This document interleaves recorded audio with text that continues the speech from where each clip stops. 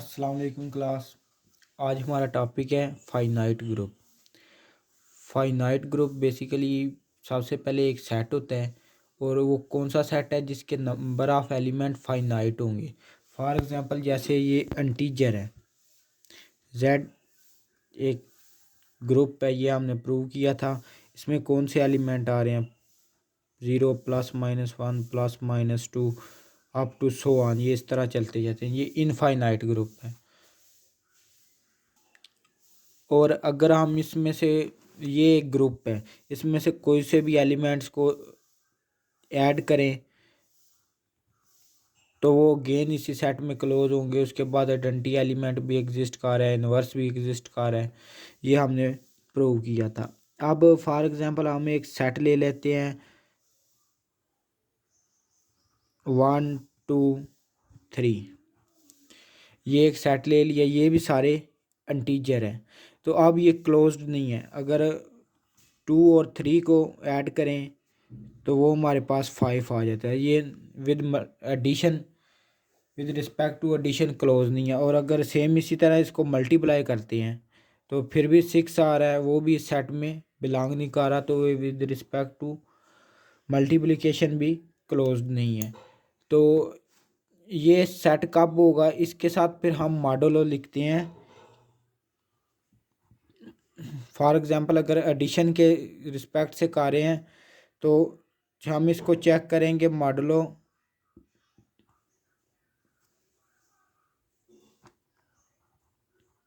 3 के अकॉर्डिंग ये ग्रुप है या नहीं।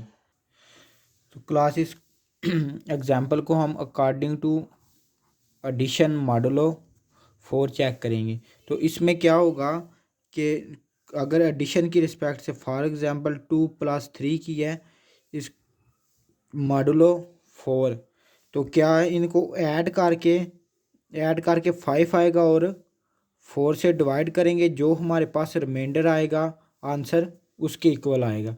कि 4 इसमें 1 0 के इक्वल होगा और 5 1 के इक्वल होगा। और सेम इसी तरह अगर हम इसको with respect to multiplication modulo 4 check करते हैं तो इसका क्या होगा, इसको फिर मल्टीप्लाई करके जो आंसर आएगा उसको 4 से डिवाइड करेंगे, और जो रिमाइंडर बचेगा, यहाँ पे अगर 6 को 4 से डिवाइड करें तो हमारे पास रिमाइंडर 2 बचेगा। तो 2 × 3 का आंसर हमारे पास 2 आएगा। तो फिर इसकी रिस्पेक्ट से अगर इसका टेबल बनाएं, with respect to addition check करते हैं। मॉडुलो 4 0 1 2 3 0 1 2 3 0 0 1 2 3, ये हमारे पास 1 2 3, और 4 किसके इक्वल आएगा, 0 के। और ये 2 3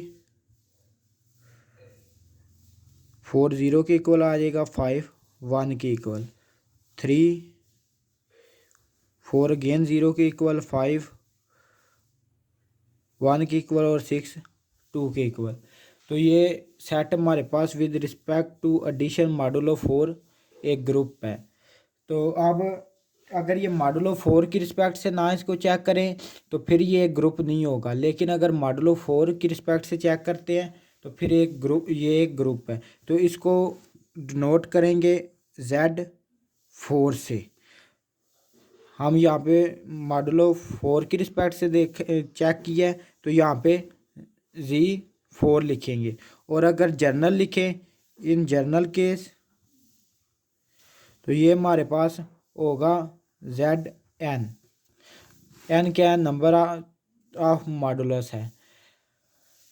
तो यहाँ पे अगर इसका आप आर्डर फाइंड करना चाहते हैं, Z4 का आर्डर क्या है, इसका आर्डर है 4। इसमें 4 एलिमेंट्स हैं, 0 1 2 और 3। सेम इसी तरह अगर ZN का मॉडुलस, इसका आर्डर फाइंड करना चाहते हैं तो वो हमारे पास आएगा N आर्डर। उसके बाद नेक्स्ट है फाइनाइट ग्रुप। UN। ये इस तरह का ग्रुप होता है। फॉर एग्जांपल UN4 को हम डिस्कस करते हैं। ये इसमें वो एलिमेंट्स आएंगे जिनका 4 के साथ GCD 1 है। किसमें GCD वो एलिमेंट आएंगे जिनका 4 के साथ GCD 1 आ रहा है, ग्रेटेस्ट कॉमन डिवाइज़र।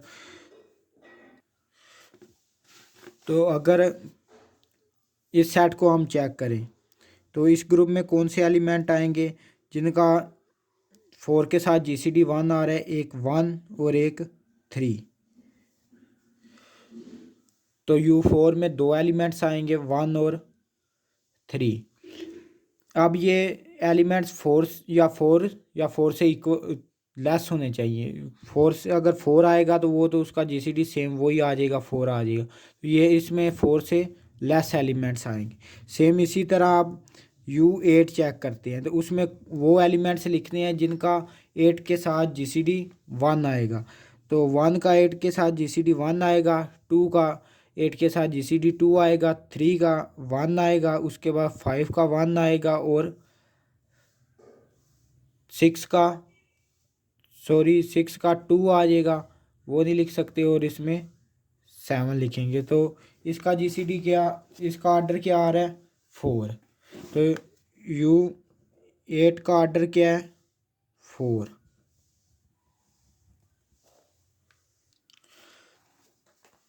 और सेम इसी तरह अगर हम U9 के एलिमेंट चेक करते हैं तो उसमें क्या आ जाएगा, 1 2 4 5 7 8।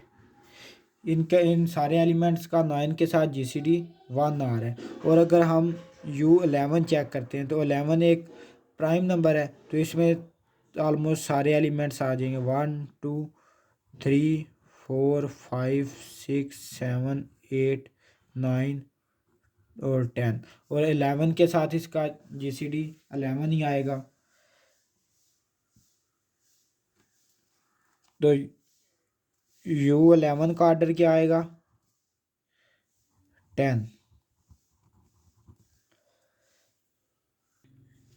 नेक्स्ट हमारे पास है SN फाइनाइट ग्रुप, इसको बोलते हैं सिमेट्रिक ग्रुप। और दूसरा है AN, इसको बोलते हैं अल्टरनेटिव ग्रुप।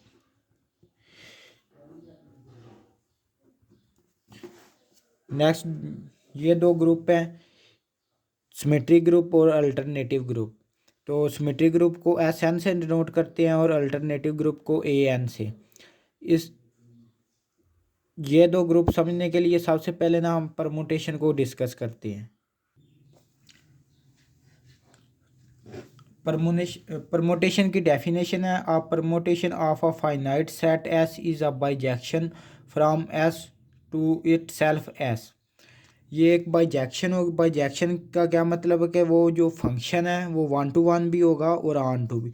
हमने एक फंक्शन यहाँ पे इसकी डेफिनेशन में लिखा है कि T एक फंक्शन है जो S से S तक है।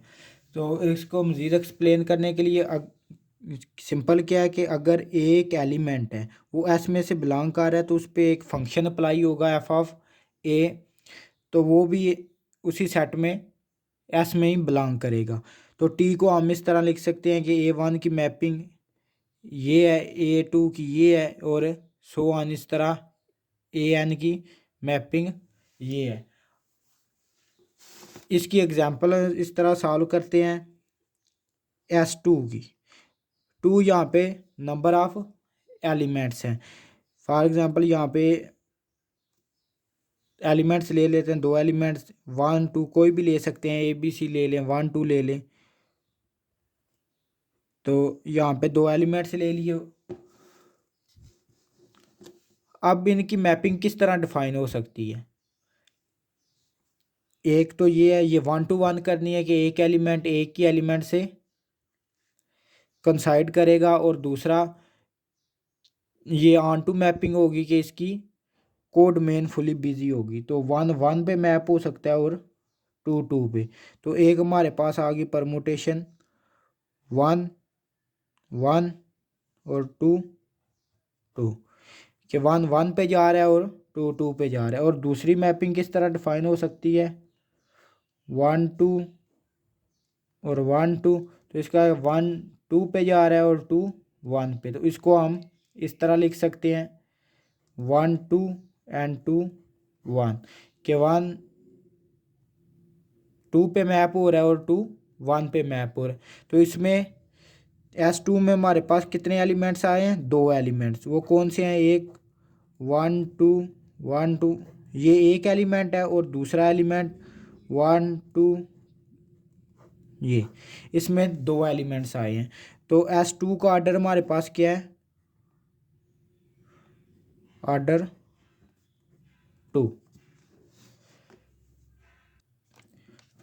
अगर हम SN का ऑर्डर देखना चाहें ना, तो वो हमारे पास होगा n फैक्टोरियल, ये इसका ऑर्डर होगा। जिस तरह हमने S2 का ऑर्डर चेक किया था, तो वो हमारे पास आया था 2 फैक्टोरियल। इस फार्मूला से अगर चेक करें तो 2 फैक्टोरियल 2 क्रॉस 1, और वो 2 के इक्वल होता है। और S2 का ऑर्डर भी हमारे पास 2 आया था। सेम इसी तरह अगर हम S3 को चेक करें तो उसका ऑर्डर हमारे पास क्या आएगा, 3 फैक्टोरियल। 3 फैक्टोरियल हमारे पास किसके इक्वल होता है, 6 के। तो S3 में हमारे पास 6 एलिमेंट्स आएंगे। अब हमने एक सेट लिया है, ये इसमें 3 एलिमेंट्स हैं, तो इसको हम S3 से, इसके सिमेट्रिक ग्रुप को S3 से नोट करेंगे, और इसकी हम परमुटेशन चेक करते हैं। तो ये हमारे पास आ जाएगा 1 2 एंड 3, 1 2 3। तो इसके में क्या है कि 1 1 पे जाएगा, 2 2 पे जाएगा और 3 3 पे जाएगा। तो इसको हम रो नॉट का नाम दे लेते हैं, 1 1 पे, 2 3 पे, और 2 2 पे और 3 3 पे।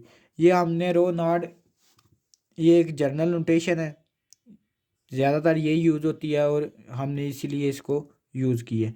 तो रो 1 दूसरा एलिमेंट होगा, वो परमुटेशन किस तरह हम लिख सकते हैं, 1 2 एंड 3। और सेम इसी तरह 1 2 3, इसमें 1 1 पे गया था, इसमें 1 2 पे, और 2 1 पे, और 3 3 पे। तो ये हमारे पास क्या आ गई, 1 2 पे जा रहा है, 2 1 पे जा रहा है, और 3 3 पे जा रहा है।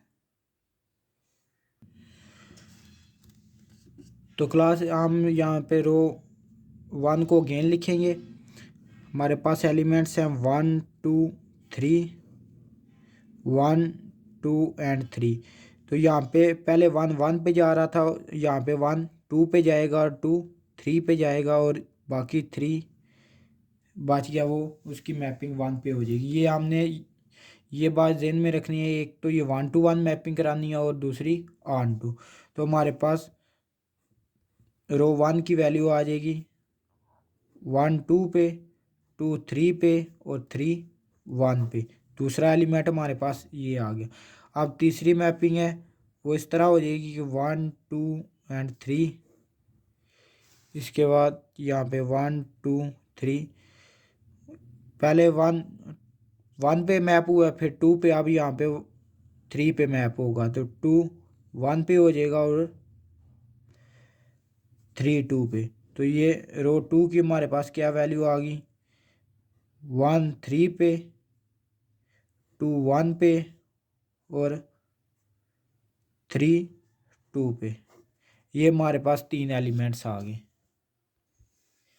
अब इनके अलावा हमारे पास क्या मैपिंग हो सकती है, इसमें पहले हमने 1 को 1 पे मैप करवाया है, फिर 1 को 2 पे, फिर 1 को 3 पे, और साथ में यहाँ पे इनका ऑर्डर भी रिवर्स नहीं किया, एक सीक्वेंस है। लेकिन यहाँ पे क्या है कि 1 को 1 पे मैप करवाते हैं, और 2 को 3 पे, और 3 2 पे। तो इसको हम लिखते हैं म्यू 1। इसमें यह है कि अगर यहाँ पे 1 लिखा है तो 1 1 पे मैप होगा, 2 3 पे, और 3 2 पे। इसके अलावा हमारे पास क्या मैपिंग डिफाइन हो सकती है कि हमने 2 को 2 पे मैप करवाते हैं, और 1 को 3 पे, और 3 को 1 पे। तो अगर यहाँ पे हमने 2 को 2 पे मैप करवा दिया, अगर 1 को अगेन 1 पे करवाते हैं तो वो हमने पहले रिपीट कर दिया हुआ है। एक मैपिंग जो एक परमोटेशन है वो रिपीट नहीं करनी। तो ये हमारे पास आ जाएगा 1 3 पे, 2 2 पे और 3 1 पे। इसके अलावा अगर यहाँ पे अगर हम 3 को 3 पे मैप करवाएं तो 2 1 पे मैप होगा और 1 2 पे। तो 1 2 2 1 3 3। तो ये हमारे पास 6 एलिमेंट आ गए। This implies that order of S3 is equal to 6 which is equal to 3 factorial. तो अगर S5 हो तो उसका ऑर्डर हमारे पास क्या आएगा 5 फैक्टोरियल।